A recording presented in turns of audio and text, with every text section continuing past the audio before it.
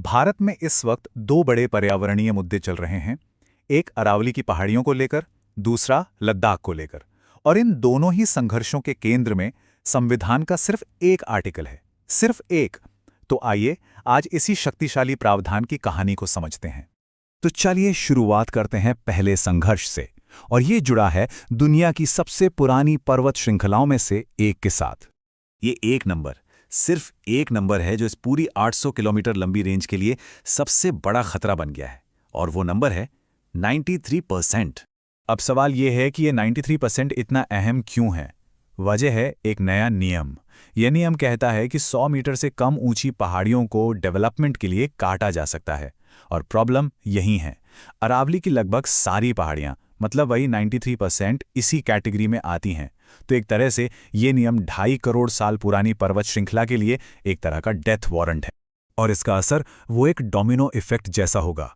सोच कर देखिए, अरावली की पहाड़ियां गायब हुईं तो थार रेगिस्तान से उड़ने वाली धूल को रोकने वाला कोई नहीं होगा। वो सारी धूल सीधे दिल्ली आएगी, उसे एक रेत का कटोरा बना देगी। यही नहीं, ये धूल आगे जाकर हिमालय पर जमेगी, वहां ये गर्मी को सूखेगी और ग्लेशियर्स वो तेजी से पिघलने लगेंगे। नतीजा, गंगा और यमुना जैसी नदियों में भयानक बाढ़। तो अब सवाल ये उठता है, क्या इसे रोकने का कोई तरीका है, कोई सुरक्षा कवच? हाँ है, और वो मिलता है हमारे संविधान में ही। एक ऐसा हिस्सा जो ऐसी ही स्थितियों के लिए बनाया गया था। तो आखिर ये संवैधानिक ढाल है क्या चीज? इसका नाम है शेड्यूल 6, यानी अनुसूची 6। मोटे तौर पे ये एक प्रावधान है जो आदिवासी इलाकों को काफी आज़ादी यानी ऑटोनॉमी देता है। इससे होता यह है कि वहां के स्थानीय समुदायों को अपनी जमीन और प्राकृतिक संसाधनों पर नियंत्रण मिल जाता है। सीधे शब्दों में उन्हें अपनी किस्मत का मालिक बनाने का एक जरिया है। और ये कोई नया कानून नहीं है, इसकी एक पूरी हिस्ट्री है। इसे खास तौर पर पूर्वोत्तर भारत के लिए बनाया गया था, असम, मेघालय, त्रिपुरा, मिजोरम जैसे राज्यों के लिए। क्यों? क्योंकि ये इलाके संसाधनों से तो भरे हुए थे, लेकिन विकास में पीछे थे। तो डर ये था कि कहीं बड़ी बड़ी कंपनियां आकर उनका फायदा ना उठा लें। और क्योंकि उनकी आबादी कम थी, तो ये भी डर था कि राजनीतिक तौर पर उनकी आवाज दबकर न रह जाए। इसीलिए उन्हें ताकत देने के लिए ये शेड्यूल लाया गया। तो ठीक है, ये शेड्यूल है, लेकिन ये काम कैसे करता है? इसका सबसे जरूरी पॉइंट है पावर का शिफ्ट। ये पावर को स्थानीय स्तर पर ले आता है। यहां फर्क बिल्कुल साफ हो जाता है। देखिए, जहां शेड्यूल 6 नहीं है, वहां किसी खदान या फैक्ट्री को मंजूरी कौन देता है? केंद्र सरकार। लेकिन जहां शेड्यूल 6 है, वहां ये फैसला वहां का स्थानीय समुदाय लेता है। कानून किसके चलेंगे? आमतौर पर संसद या अदालतों के। लेकिन शेड्यूल 6 के तहत वहां के स्थानीय परिषद के बनाए कानून चलते हैं।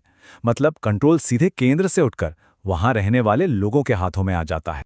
और इसका नतीजा हम पूर्वोत्तर में देख सकते हैं। वहां इसके लागू होने से जंगल बचे हुए हैं, खनिज संपदा सुरक्षित है, तो इसका ट्रैक रिकॉर्ड काफी अच्छा रहा है। अब अरावली से चलते हैं एक दूसरे संवेदनशील इलाके की तरफ, लद्दाख। यहां भी इसी संवैधानिक ढाल की मांग जोर जोर से हो रही है।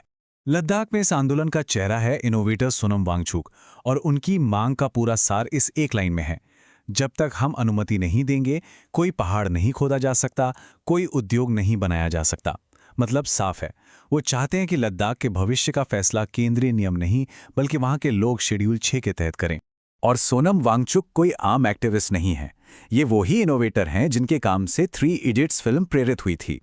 उन्होंने भारतीय सेना के लिए ऐसे टेंट बनाए जो -14 डिग्री में भी गर्म रहते हैं। उन्होंने लाइफ-हाई तकनीक पर भी काम किया है।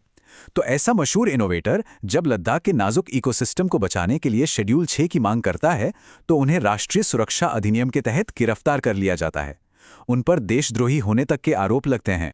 तो इन सब के बाद पूरा मामला एक सीधे से चुनाव पर आ जाता है। 2 अलग अलग भविष्य और एक विकल्प।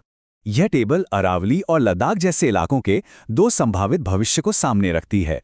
एक तरफ शेड्यूल 6 के बिना पर्यावरण पर औद्योगिकरण का खतरा है, समुदायों के उजड़ने का डर है, और संसाधनों पर नियंत्रण सरकार और कॉर्पोरेशंस का है। दूसरी तरफ शेड्यूल 6 के साथ पर्यावरण को स्थानीय कानूनों से सुरक्षा मिलती है, समुदायों को अपनी जमीन और भविष्य पर नियंत्रण मिलता है, और संसाधनों को वहां के लोग खुद संभालते हैं। तो आखिर में ये मामला सिर्फ कानून का नहीं रह जाता, ये एक बुनियादी सवाल पर आकर रुकता है: प्रगति और संरक्षण के बीच संतुलन का। सवाल यह है कि विकास की कीमत क्या है, और उससे भी बड़ा सवाल, ये कौन तय करेगा कि ये कीमत बहुत ज्यादा है